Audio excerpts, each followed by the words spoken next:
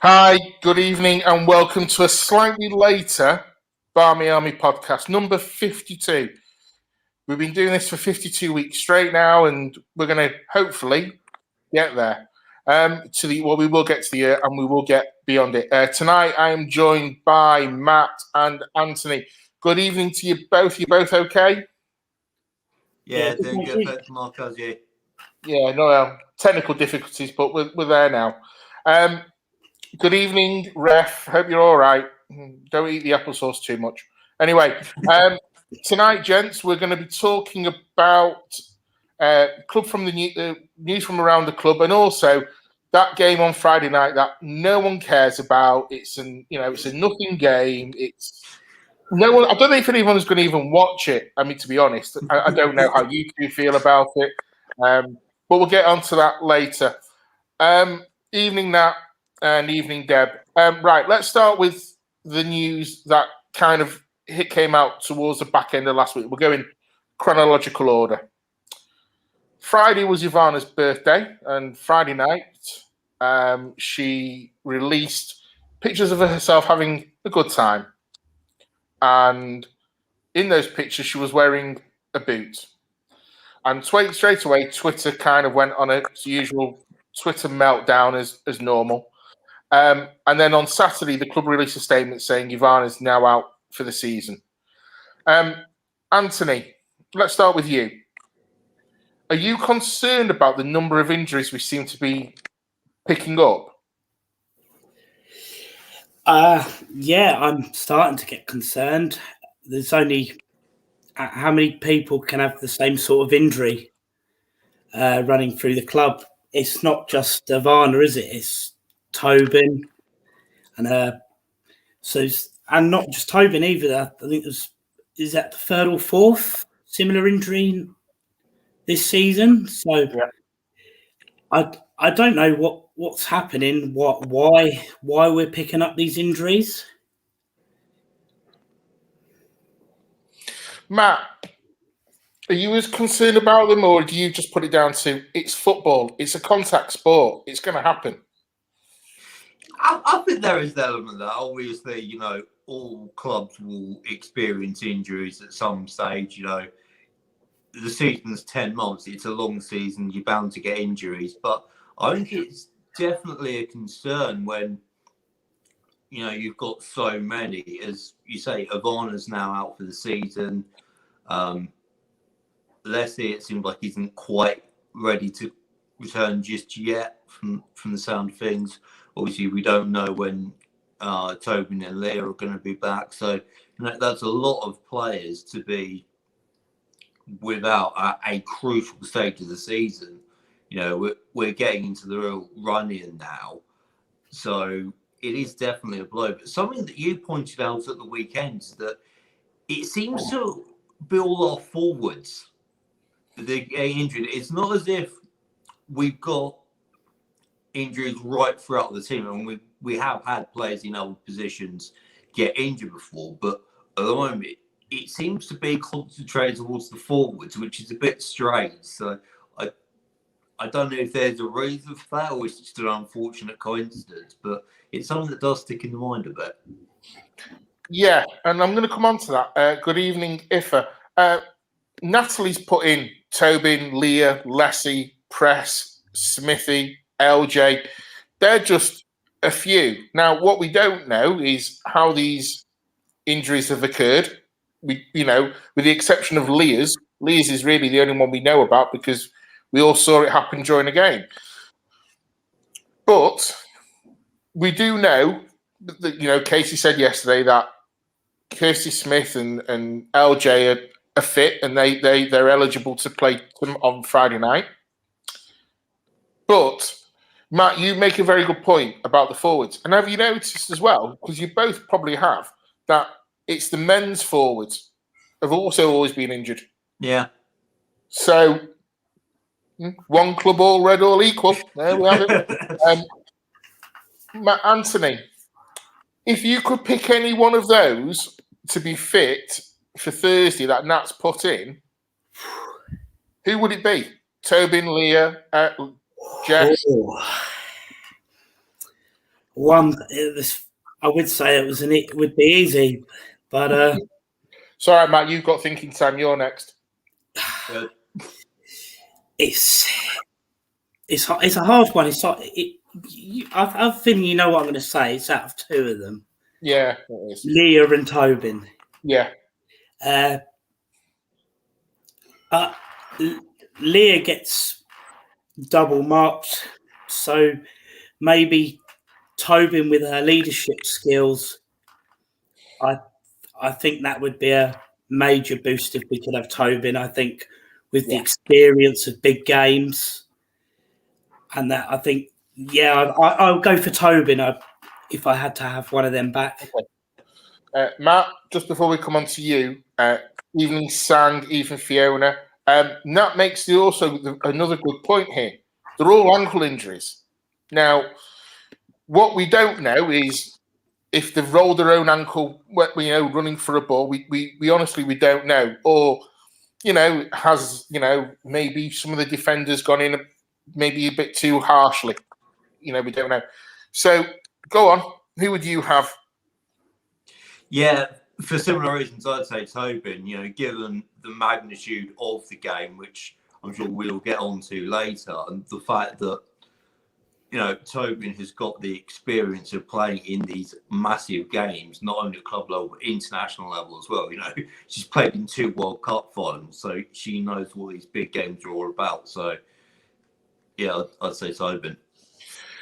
Yeah, going through the comments, Deborah, Tobin, Fiona agrees with Anthony. It's Leah or Tobin. Ref is Tobin or Leah's very close. Evening, Jake. Ask you both a question because you and Sang he's gone Leah. I'm going to ask you both a question because you're both not just you're both fans of football. You are Man United fans, but you're fans of football. Yeah. With the injuries, are you? Would you prefer the team train at half intensity, or would you prefer the team to train at full intensity? And if injuries happen that way, then at least the team are training at match pace. Matt, let's go with you on this one first. Yeah, I'd say full intensity because, as I said earlier, it's inevitable that you are going to get injuries at some point in the season, whether it's in training, as most of ours seem to be, or, in matches, as Leah's was. But I think if I'm going to choose my words carefully here and say half-hearted about it in training, then how are you, if you're doing that, consistently, then how are you ever going to really get up to match pace? I think you do have to have a certain amount of that full intensity training in order to be properly prepared, both physically and mentally for all the games, particularly one like this week. I can't. I mean, I agree with you, Matt. I think you've got to train at full intensity. I can't see Amy Turner tackling at half pace. No. I just can't see it. Matt, Anthony, sorry. What do you prefer? Yeah, no, I agree with pretty much what Matt said. Like Matt said, I don't know how you can go in at half-hearted. You're training to be fit and to be as prepared for the game ahead. And if you're doing that at a half pace, then when it comes to match day, are you going to have the match fitness and the sharpness to break these teams down? Yeah, I agree. I want them to train as if every training session is a game, and we know they play to win because they put the photographs out there showing that. I mean, I was talking about this with someone, and I said to someone, Nemanja Vidic broke one of his teammates' noses in training. I mean, he won't do anything half pace. No. Evening, John Neville and Sang says we have to train like you play. So we do know that Lessie is training again. So we have lost Ivana, but we've got Leslie's training again. Do you think she might make the bench on Friday, Anthony? No, not at this point. I don't think so. I think Friday's come too soon for her personally. But hopefully, maybe with the game at Old Trafford, I think that's what she might be pushing for even if it's from the bench, get them minutes in.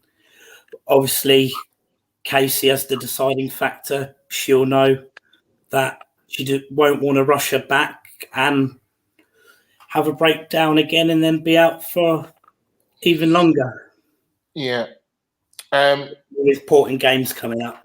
Yeah, and we have got important games coming up. Matt, Leslie is... I mean, I agree with Anthony. I think even the bench might be probably a step too far currently. So would you have... I don't want you to do the lineup because we'll get to that later because it's always fun when we do it. Do you even put... do you put Leslie on there just so Arsenal can hang on? It could change tactics a bit, or do you just let her travel and leave her out completely? Yeah, I think if you'd asked me a couple of days ago, I'd have said she might have been on the bench and maybe come on for the last 10 minutes to get some game time. But reading between the lines a bit and looking at the wording of what Casey said about her, it does sound like it's too early. And let's be honest, there are some games where you feel like you can ease players back in a bit. And then there's Friday. Arsenal is not the kind of game where you ease somebody back in.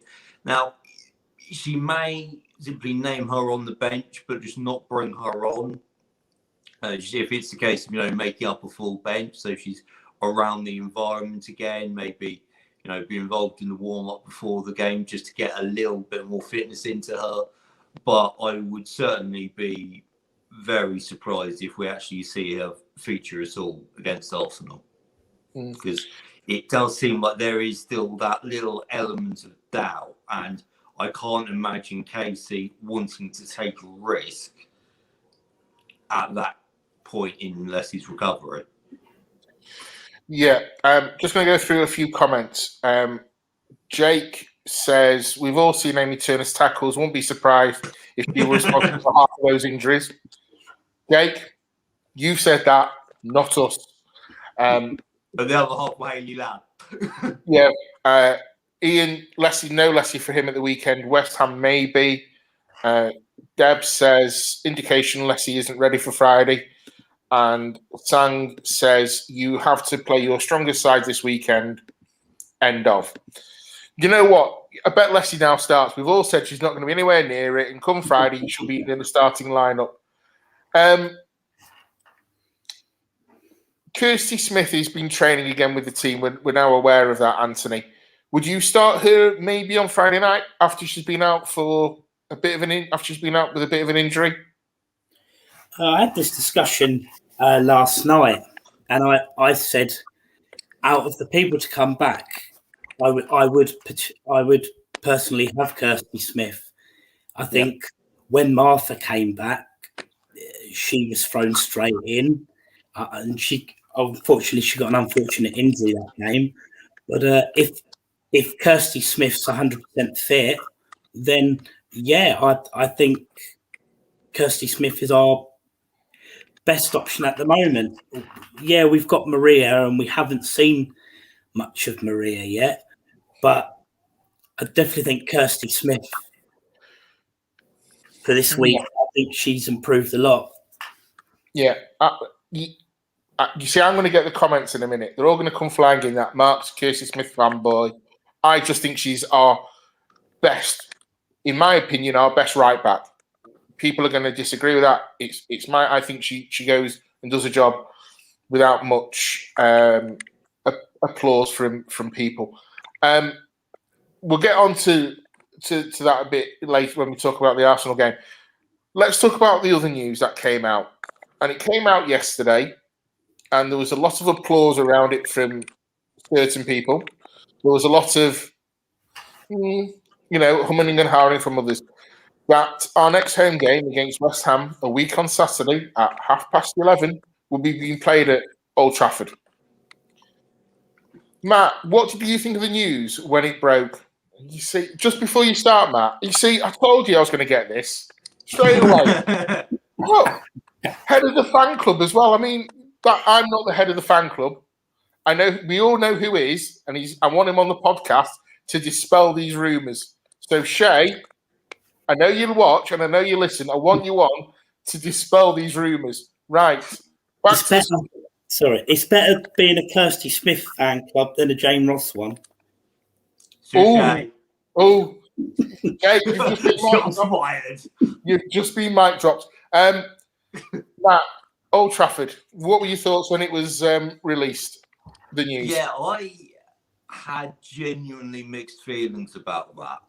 On one hand, it is an amazing opportunity for the girls, one that they richly deserve, and it's going to mean a lot to them. You saw a lot of the players tweeting about even honour, literally to imagine playing at Old Trafford. And of course, a lot of the players, came through the RTC, some of them, even some that didn't, grew up as United fans. So that will quite literally, as corny as it sounds, be a dream come true for them.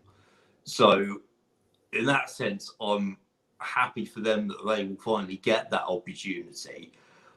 But that is obviously tinged with, but we're not going to be able to be there. Which I think does. And, some people may think I'm selfish for saying this, and if I am, I am. But, it's how I feel. Personally, and I actually looked this up, my flat is a 25-minute walk away from Old Trafford. So, to know that the team that I have a season ticket for is going to be playing walking distance from my flat, and I'm not going to be able to be there, does put a bit of a cloud on it. And also, I just think it's, of course, going to be a historic occasion. The first time that a WSL game is going to be played at the biggest club ground in the country. So it seems a little bit strange to me. And I know Tottenham are doing the same thing with, I believe it's North London Derby, being played at the Tottenham Hotspur Stadium. I just find it strange that the historic first WSL game at Old Trafford is going to be played when fans can't be there. I get the timing of it coming in a men's international break. That side of things does make sense. But, they have women's football weekend every November now. Why not make the first game at Old Trafford that weekend? Because all things being equal, by then fans will be able to be there. So, yeah, that was kind of my immediate feeling on that one, to be honest. Yeah, Anthony, I'll come to you in a minute, but just so you know, Anthony, Jake's left the chat now. Very clever of him to do it before he left. Yeah, very clever. John Level says, we all love Kirsty Smith. Oh, no, Jake's back. It's fine. He's all right. Jake has gone the other way. He wants the team to stay at LSV for as long as possible. He's not a fan of the whole put it in men's stadiums. Do we think it's something to do with it being a showcase weekend? And Debs, yeah, if you want, it's fine. Anthony, what do you think of the announcement? Are you for it? Are you against it? Where do you stand? At first, I was a bit like Matt. I thought, why are they playing when you can't have fans? As you want to be, as fans, we all want to be there, supporting them, cheering them, even if it's only 30, 40,000 or how many ever we would sell. But then I had to think about it and thought, you can see from the commercial side of things, that it would be good for the club. Obviously, advertisement of the game. Everyone worldwide will know that the women are playing at Old Trafford. So it should get more attention than it maybe normally does. And like Matt previously touched, it's a dream to play at Old Trafford, isn't it?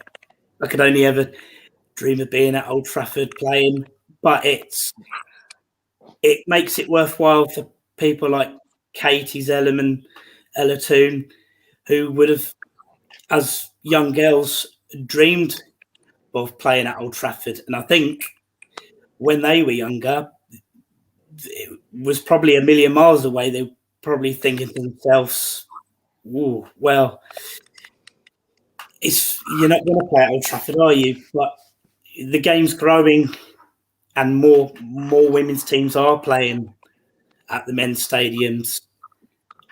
Yeah. Just going to go through a few of the comments. Ian says, the Old Trafford decision makes sense to me. Girls can go there, perform under no pressure. And if we were in there, I presume we would put pressure on them. John Neville agrees with Matt. Seems criminal to play a game at Old Trafford with no fans. Even John Fry. Deborah makes a point. The same as no fans, don't care. Don't want them in Old Trafford until we sell out LSV. Fiona then says, it makes a lot of sense to me. Cheaper without fans, comes out of their budget, can get used to the experience without being overwhelmed, gets FA off their back. John makes the point, LSV full, more important first before going to Old Trafford. And that's a common theme. For my two pennyworth on it, I'm kind of glad we can't go to it, because I agree with everyone else. We need to sell out LSV before we move to Old Trafford. Old Trafford, Anthony, as you well know, it's a big, intimidating stadium. I don't know whether either of you have ever done the tour or the music. Yeah. When it's empty, when there's no crowd in there, that place is eerie. And I can't imagine playing at Old Trafford without a crowd. So I agree with absolutely everyone who says, fill LSV first and then move it. And I've taken a penalty at half time on Anthony at Old Trafford during a game. It was a pre-season friendly, so it never got shown. Thank God. I missed it by a mile. Oh, so you didn't. I didn't even score because I had a knee slide worked out and everything. I had it all. I had it all ready to go, but it never happened. Can you go back to Jake's original point though? Can you see this becoming a more regular occurrence? That every international men's weekend they will move the game to a men's stadium? Anthony? Oh, okay. Yeah, I was just waiting for people.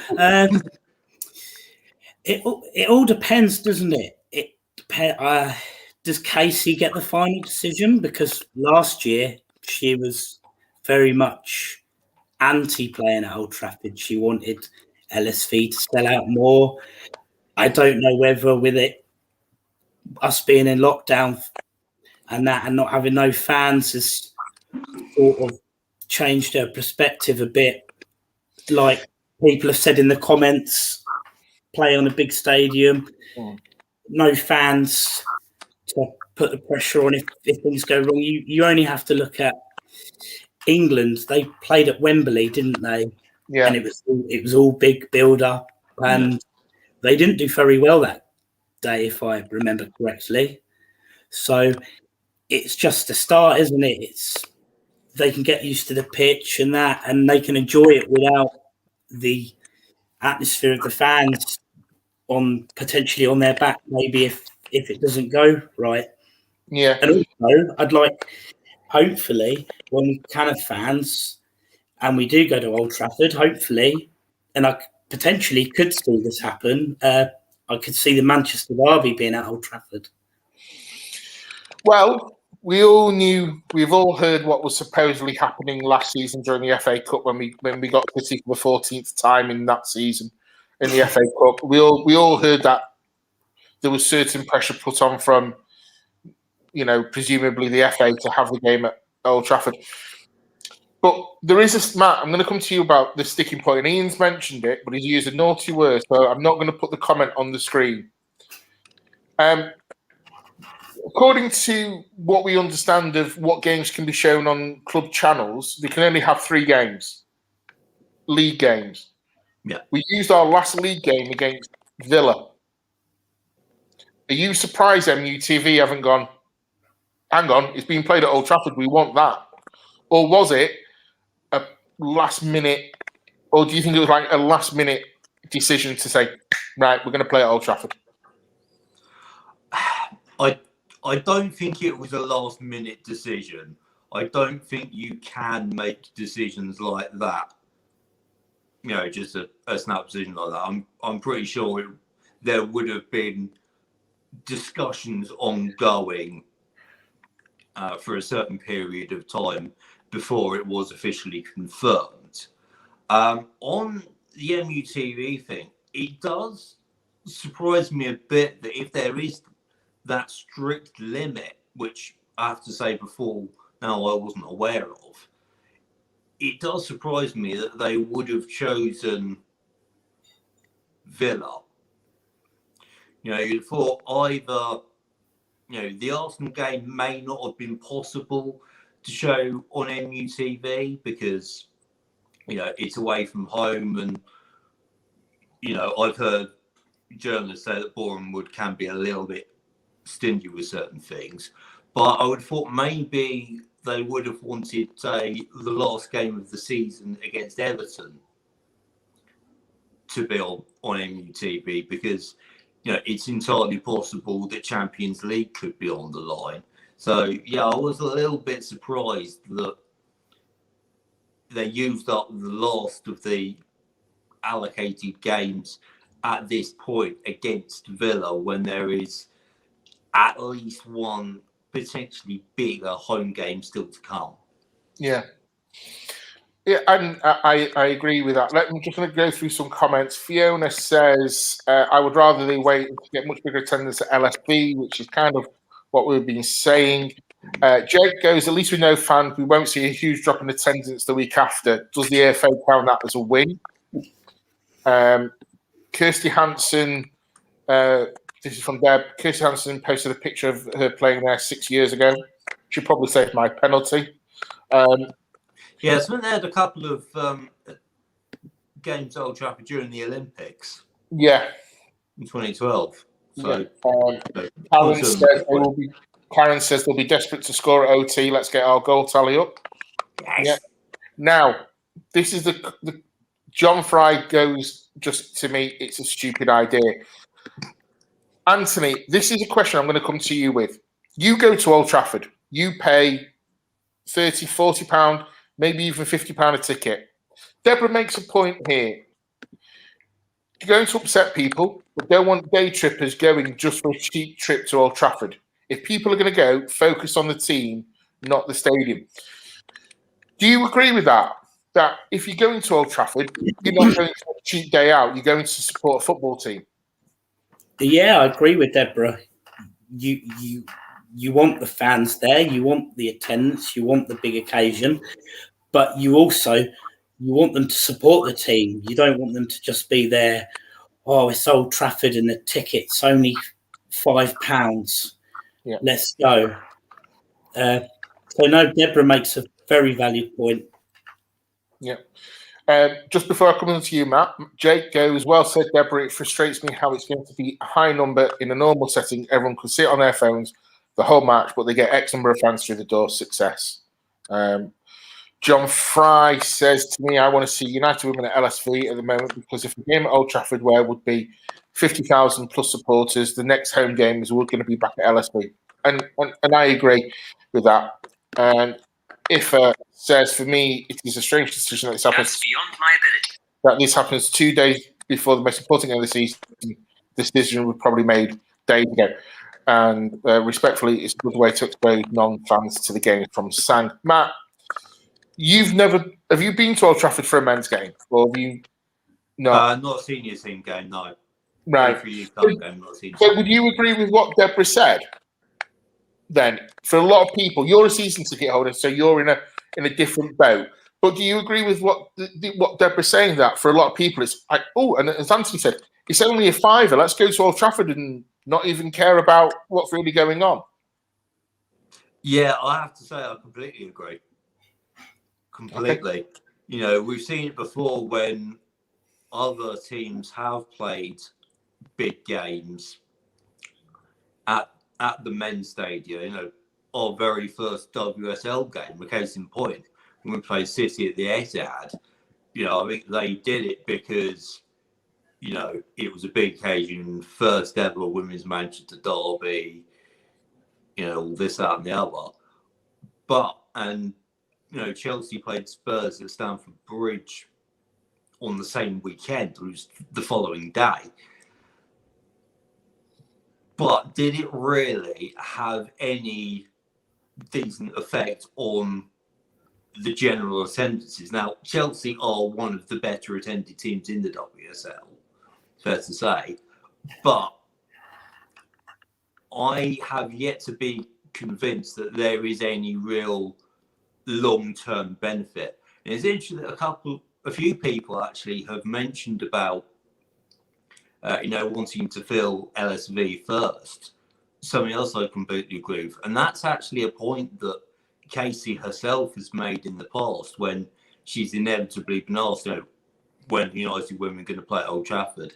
And Joe Montemurro said the same thing about Arsenal playing at the Emirates. You know, they very much want to focus on filling LSV first. And I think that, to go back to the original question, I think there will be a lot of people, as there are in other grounds, who simply go just because it's a cheap day out at Old Trafford. Yeah, and I'm going to come on to that bit because Jake makes a very good point. Evening, Max. Right. So, Jake says it's almost as desperate as in pre-season when clubs put a women's game on before the men play at the same stadium to force the numbers up a bit. Now, Arsenal do this. They have the Emirates Cup, is it, in pre-season? Yeah. What they do is they play a women's game just before the men. And it's to get the numbers, to get the attendance up. So, I'm going to ask you, if United did that, if they had a pre-season game at Old Trafford for the men versus, I don't know, let's pick a team, Atletico Madrid, and at the same and 2 hours before that, they played Man United women versus Atletico Madrid women, people would go 2 games for the price of 1. But they're not going, in my opinion, for the women's side, they're going for the men. Would you agree with that, Anthony? Yes and no. You can look at it from both ways. It could be seen as a great trying to get new fans in. So if they're offering you another game before, you might not necessarily just go on the bus to LSV. It's not the easiest place to get to. So if they have at Old Trafford, they might think, what's the women's game? And then they might think, oh, this isn't actually as bad as I thought it'd be, because there's lots of people that always have that negative thought, oh, it's women's game, women can't play football. And that's the one big problem we have with society at the moment. But on the other hand, yeah, you could see it like that. It could be, yeah, you're just going to watch the men. You've got Rashford with all these thousands of followers and all that. But with the women's side, they don't have as much luxury. They don't have all them fans that support, like, know the day-to-day or what's happening. If you went to people that weren't in the loop, if you went to them, could you name me 3 Man United women's players? Quite a lot of them probably wouldn't be able to tell you. Whereas if you did the same with the men, they'd probably be able to name you the whole squad. Yeah, and we're coming on to that. Evening, Karen. Jake makes a point, and actually, I think out of all the points we've talked about tonight, this is one that I probably agree with. And he makes the point of the likes of Chelsea and Arsenal have created real identity with their grounds, having been there for a number of years. We're doing the same with LSV. When we go into LSV, and with all the flags that we hang in the terrace and everything else, you can feel a part of what we're trying to create at LSV, but also what LSV are creating. I don't think in Old Trafford we would be the same kind of noise that we would bring to LSV. Would be in a little area. So just, going back to the original point, Matt, do you want games to be held at men's stadiums on a regular basis, or are you like, as a one-off, the fine? Yeah, I think, if it's a one-off, like, earlier on I touched on the women's football weekend that they have in November. I think if it's a sort of one-off annual event like that, then I think that's fine. If, say you had that in November and the reverse games of those played, whenever it is in the second half of the season, say March, because there's men's break there. I think if you had those games every year played in men's grounds, I think that's okay, because it will be an annual thing that people will get to learn about. So, yeah, I'd be absolutely fine with that in principle, but I don't think I would really be in favour of any more than that. And I think, you make a very good point about the noise that we create is what we've really become known for. The size of Old Trafford, is definitely a factor in that. The noise that we create comes from, 1,800 of us in a 12,000 seater stadium. Old Trafford is more than 6 times that. Yeah. So in terms of, percentage of the overall capacity, you would definitely lose that if we were playing more often at Old Trafford. Yeah. Right. Sang asks the question, but isn't it worth it to get a handful of future fans? And John Fry agrees with me. Thanks, John. Jake answers Sang, and he says, in theory, yes, but in practice, no. Chelsea, West Ham, Spurs all got brilliant attendances last season, yet their numbers didn't increase the week after. And that's kind of what you were hitting on, Matt. And then Sang, so that's because we usually sold out. Our ground is small, 3,500. Jake doesn't want to sound very anti-Old Trafford. He would love to be there when women's football is big enough for such settings. No need to rush it. And Deb says she agrees with Jake. Let's build solid match-going fan base before we try to entice people for a treat thrill. I've really enjoyed that talk about the game at Old Trafford. I guess now the only thing left for us to talk about is that, as I said at the very beginning of this, that small game on Friday night that none of us are going to watch. Yeah, no one's going to care. None of us really care about. On the Sunday Social last week, as it started, Fiona, I know she's around in the comments, she already said she was already getting nervous for it. Are either of you too nervous yet for this game on Friday night, Anthony? Yeah. No, I don't have the butterflies at the moment. Shall I ask you about 6:15 on Friday night?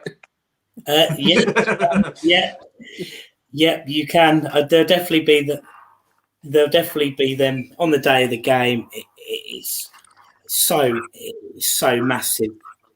I think a lot will agree. If we get something out of this game, I think we will have enough to qualify for the Champions League.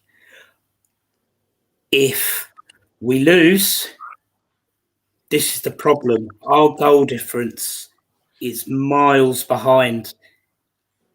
And no disrespect to the other teams in the WSL, us and Arsenal have got very similar remaining fixtures. Yeah. Where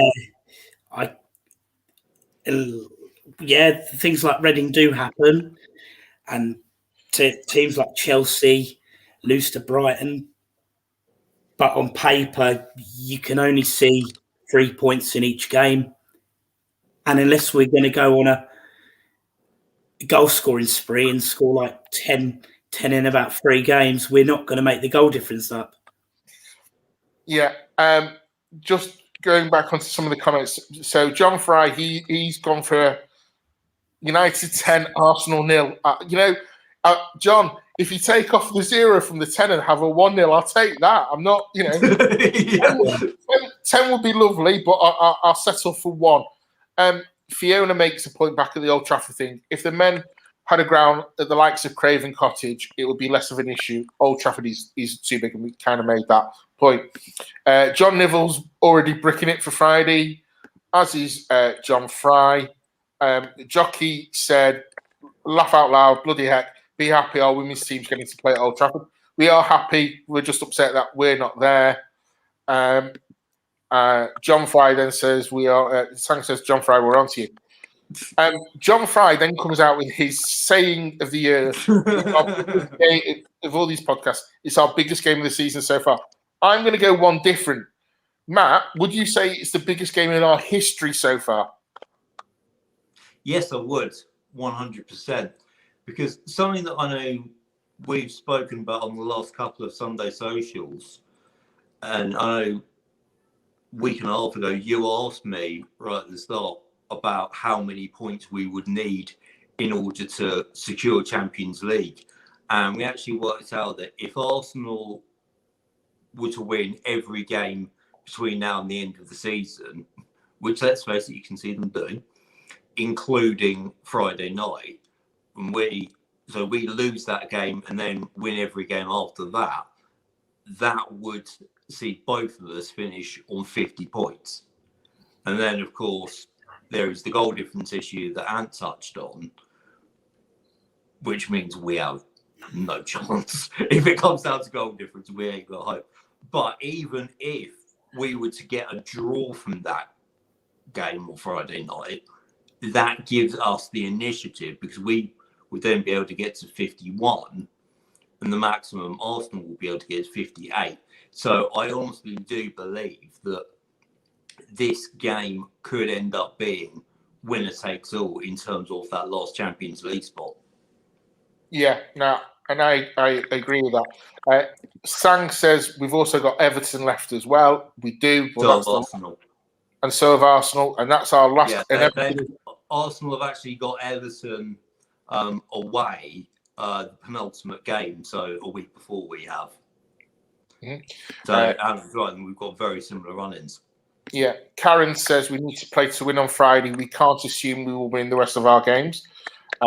Jake says very excited for Friday. It's almost feels more important than our Conti Cup semi-finals in terms of what could be at stake. Completely agree with you there, Jake. Jockey says Jackie for the winner. I'll take it. I'll take it. I'll settle for Barry scoring the winner. Anthony, will you take a 93rd minute winner? Oh, of course. I'll take a 98th minute winner. My heart's strong enough to cope with a 93rd minute winner. It just, in a way, it'd make that celebration even more. All the anguish from the society and the oohs and the ahs during the game. But could you imagine the only thing better would be us being there personally, limbs flying everywhere. But I can make limbs fly everywhere in my front living room. Can you imagine if we were there? Oh my God, we'll be. I can't even think about it. Where were we in the comments? Ifa says he's heard Arsenal also have injuries. How important they are. I mean, I've not heard that Arsenal have got any injuries. Jake would take a 10-0. The 94th winner can wait. Sang, as a neutral, is bricking it. And he's said that. Jockey says, big game for MET to keep Miedemar under wraps. Think this is a good game Maria played too. we will come on to that in just a minute. Deb says those performances against Reading and City have led me to lose a lot of confidence in the team. And then John Fry says any winner, he doesn't care who, at any point, at any time. The owner says this is our cup final. So let's talk about Miedema just for a minute. I don't think any of us will deny she is a quality striker. Can we all agree on that? Yep, 100%. As Jake will tell you, because I'm hoping he's going to come in with his stat, she doesn't score against the bigger teams. So, with that in mind, how big of a job has our defence got on Friday night? Whoever it may be, playing as our defence, keeping Miedema quiet. Or can we not concentrate on one single player? We have to concentrate on every player. Anthony. Obviously, yeah, Wiedemeyer is going to be a massive threat, and we do have to keep her under wraps. But Arsenal's team is full of quality. If you're too concentrated on Wiedemeyer, it will just leave space for people like Beth Mead, Jill Ford, Caitlin Ford. They all know where the goal is. Yeah. And so it's that fine balance. It's making sure you do deal with her, but they're not neglecting your other duty, the other players.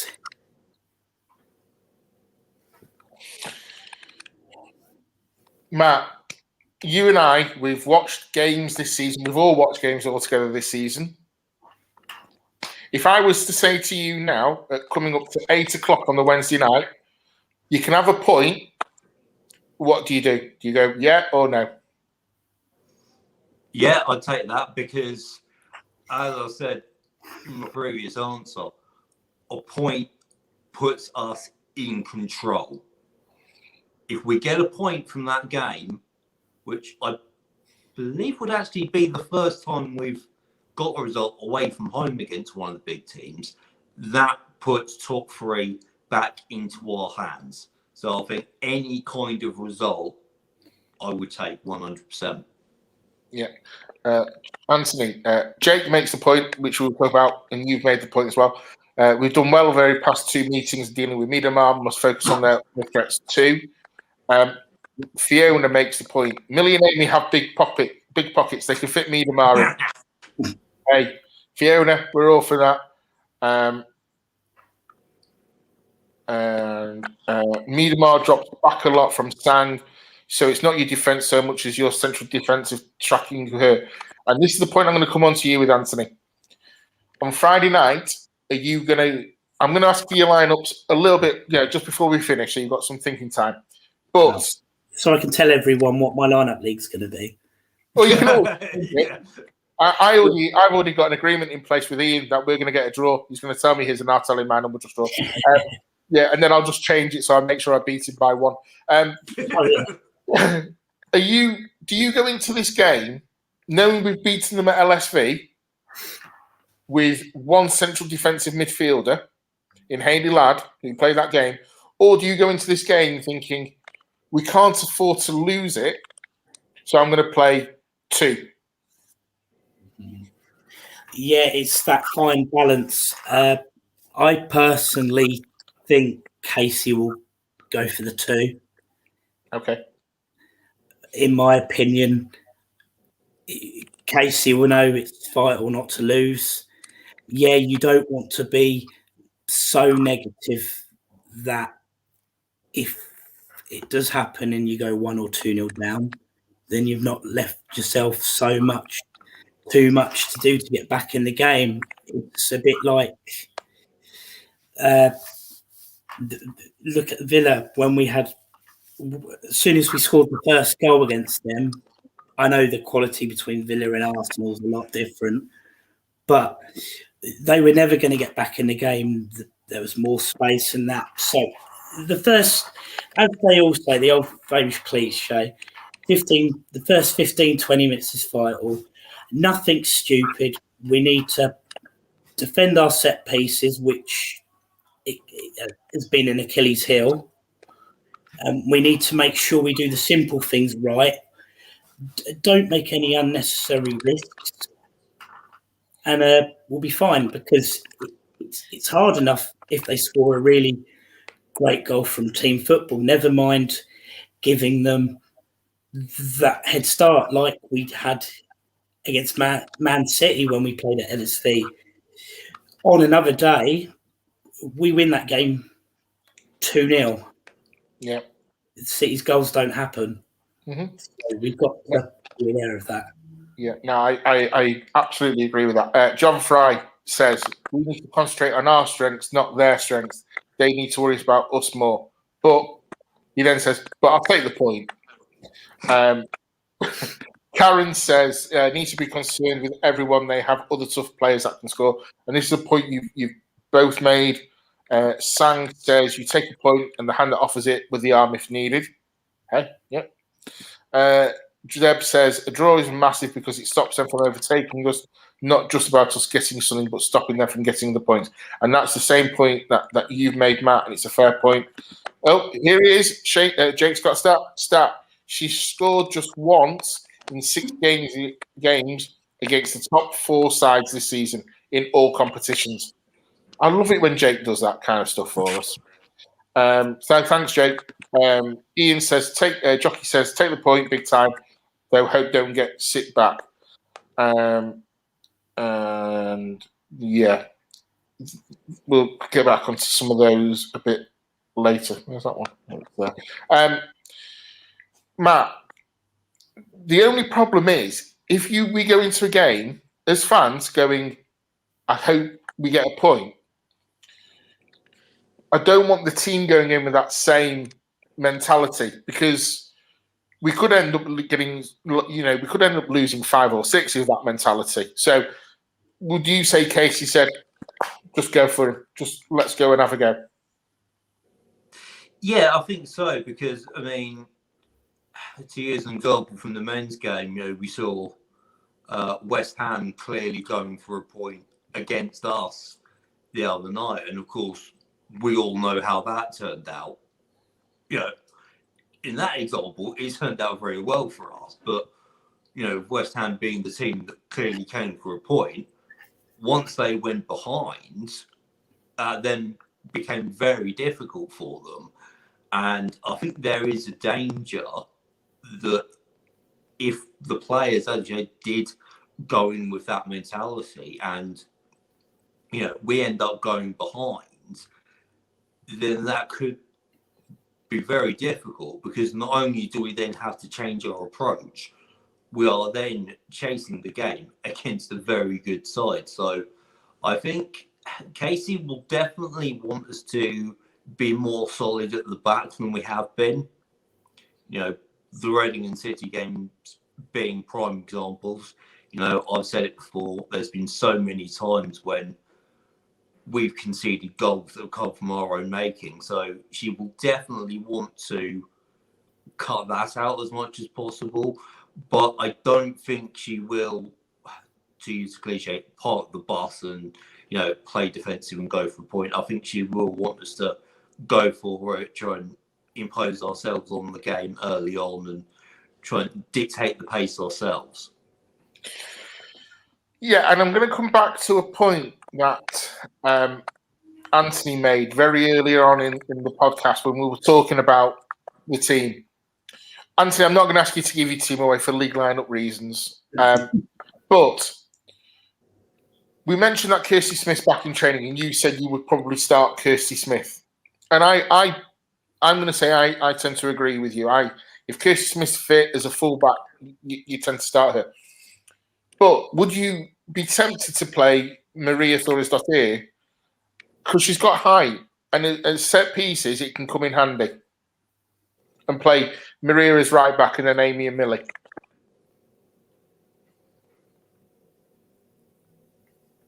Anthony, sorry. Oh, sorry. Right. Yeah,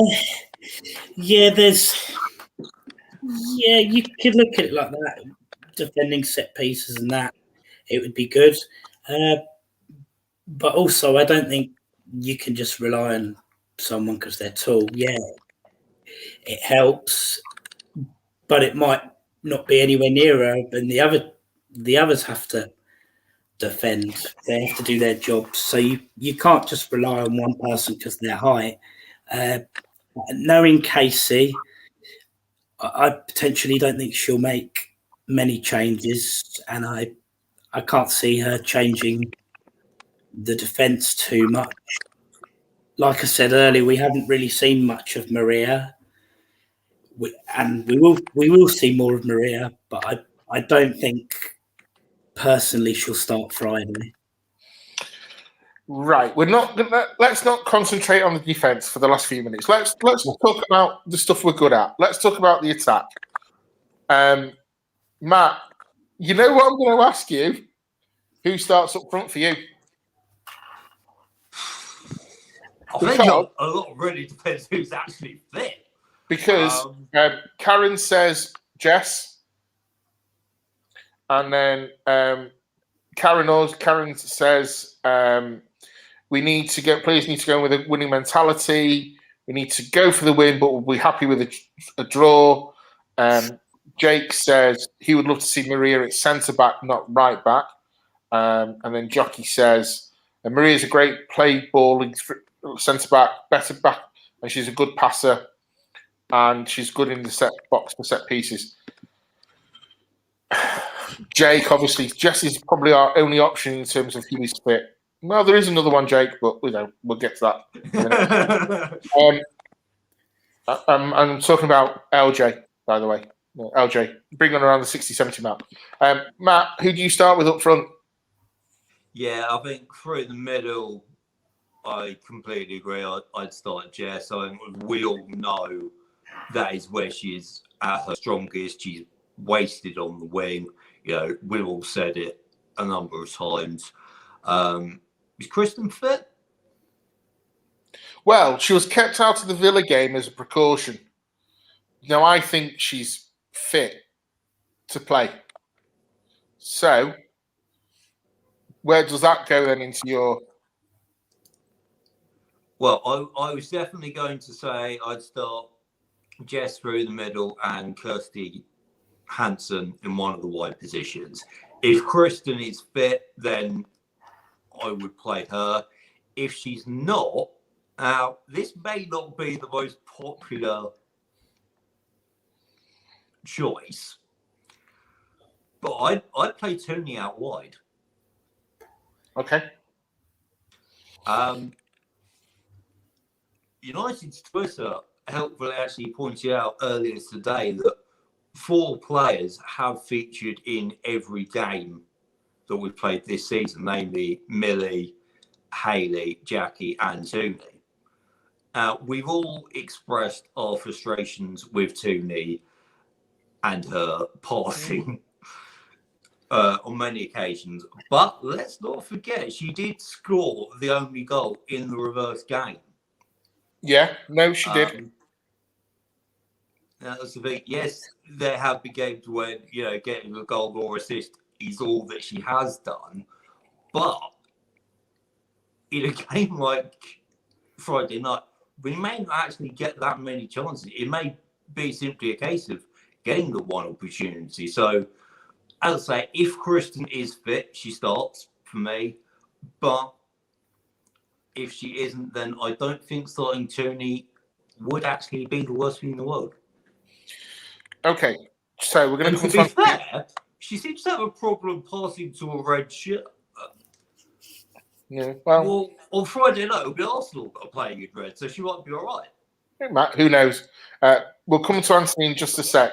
Deb says Kristen on the wing, Jess in the middle. Karen says Press is fit, then left wing. Karen agrees with Deborah. Jake still waiting for the day we play 4-4-2. John Fry says Press on the left, Jess centre, and Ella right side. Which, okay, fair point. Deborah then says tune in LJ to come on for last half hour and run Arsenal ragged. And Ian says Press 6 with 2 in his current front 3. Now, what's interesting is none of these people have got Kirsty Hansen in.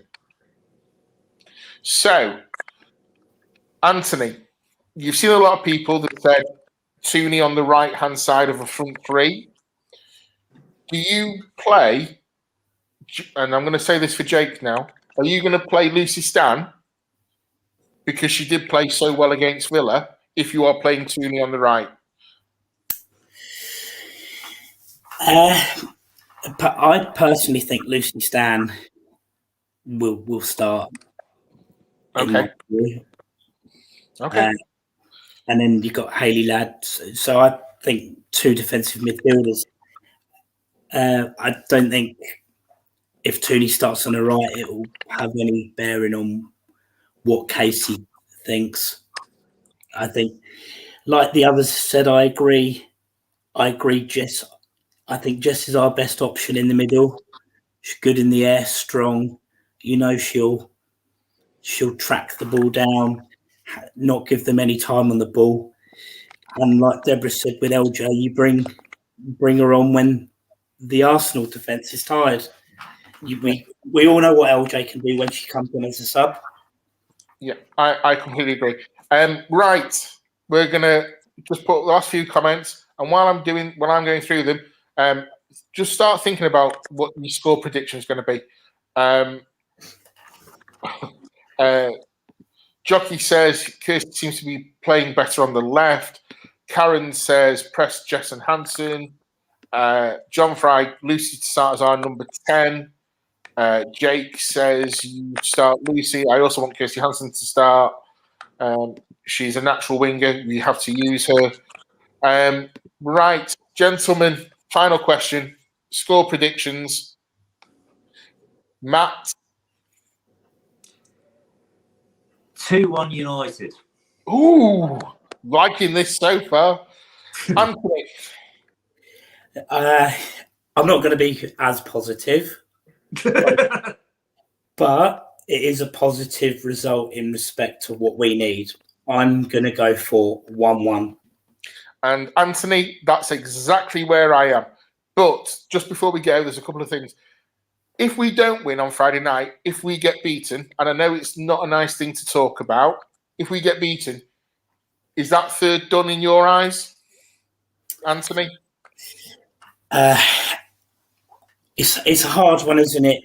Like I said earlier, the teams on paper, Arsenal should be winning them all, but you can't count it out. Casey will have in their mind, you need to be ready, get back on the horse for when Arsenal slip. If they do slip, you can't dwell on it. Yeah, if we do lose, it's not the end of the world. It just makes it that little bit harder. Okay. Matt, very quickly. If you yes, lose... because Everton aside, I can't see where else Arsenal would potentially slip up. Okay, fair point. Jake, it's fair. Arsenal, he says Arsenal are going to win 1-0. John Fry says 2-1 to United. Sang says if we lose with the goal difference, it's no longer in our hands. John Jockey says it's going to be 1-1. And so next week, guys, it's our 1 year anniversary. We've been doing these for a year now. So join in with Debs. I think she's got Jake on, so it's going to be a lot of fun. And I think Shane as well. So I'd like to thank you both, Matt and Anthony, for coming on. So thanks, guys. Thank you. Cheers. Thanks, Anthony. And enjoy the game on Friday. Not that anyone's going to watch it because it's only Arsenal. Thanks for watching, everyone. See ya. Bye. Okay, bye.